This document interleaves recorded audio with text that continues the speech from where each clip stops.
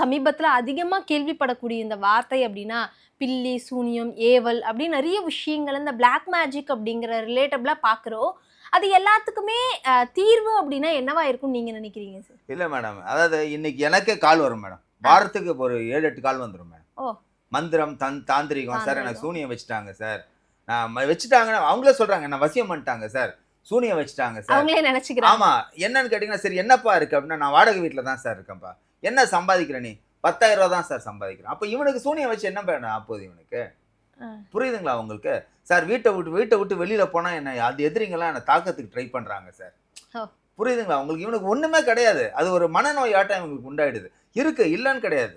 பில்லி, சூனியம், மாந்திரீகம், தாந்திரீகம், black magic, கருப்பு, காத்து, கருப்பு எல்லாமே இருக்கு மேடம். எதுவுமே இல்ல. எல்லாமே இல்ல.